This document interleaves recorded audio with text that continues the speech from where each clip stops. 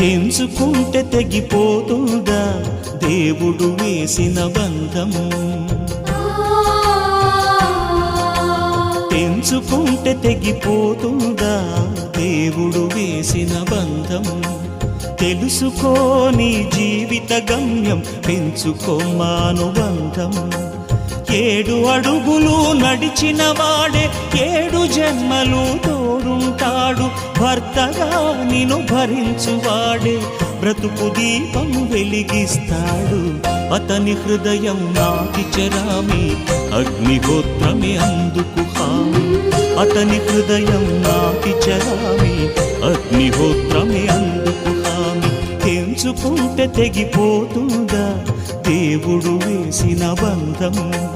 తెలుసుకోని జీవిత గమ్యం, పెంచుకోమానుబంధం.